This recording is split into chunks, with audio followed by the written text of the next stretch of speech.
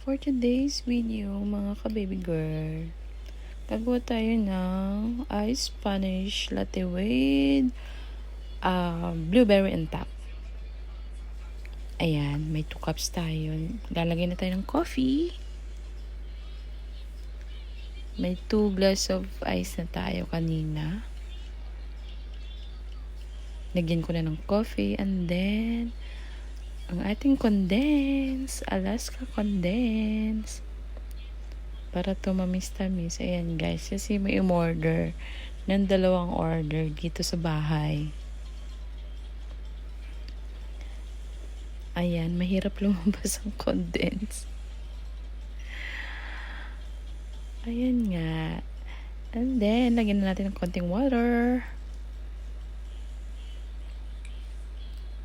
Tapos, i-froth na natin siya guys. Gamit ang frother.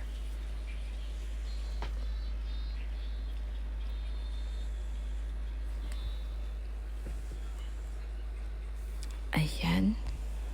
Ayan nga, at tumalsik pa nga sa mukha ko at sa cellphone.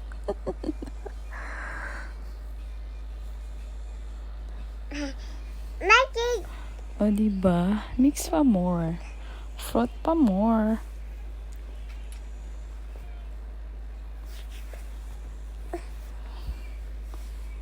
Oh, okay na yan. Dito na tumalsik sa mukha natin. Ayan, guys. At dahil hindi sweet, ang bumili, ang umorder,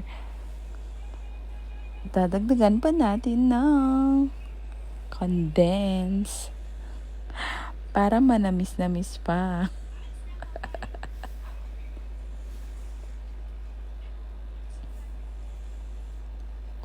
Okay, enough na yan, di.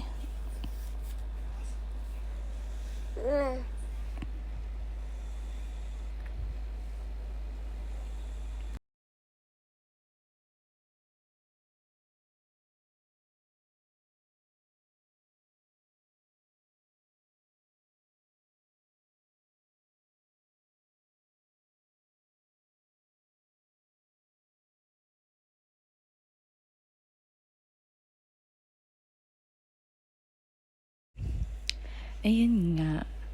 Gaya ng sinabi ko, hindi sweet ang umorder. Kaya, dadagdagan pa natin ng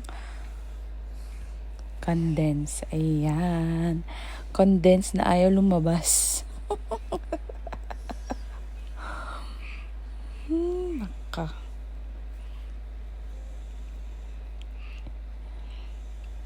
Ayan, ibubuhos na natin ang ating espresso sa ating 2 cup of 2 cups of ice. Ayan.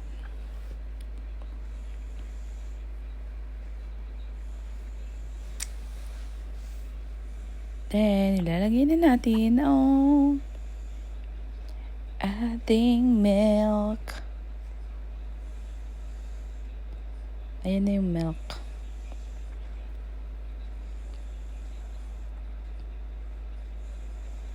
Oh, di ba? Yan. Medyo sakto lang.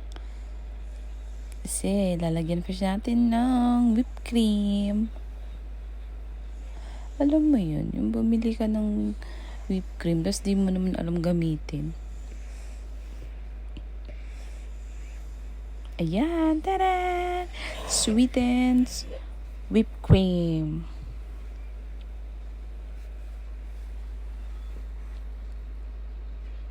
Oh, ano te? Paano na yan te?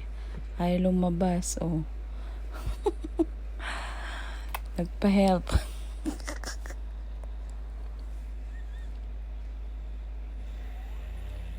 Ayan, sabi upside down, then push mo lang te, ganun. Ayan, nakuha ko na. Oh, walang eme. First time lang. Hindi pa marunong. Next time guys, gagandahan na natin ang pagbibideo at paggawa ng coffee. O, diba? Pagpasensyahan nyo na. And then, Lalagyan siya natin ng blueberry. O, diba? Ang kunat tig-dalawa lang.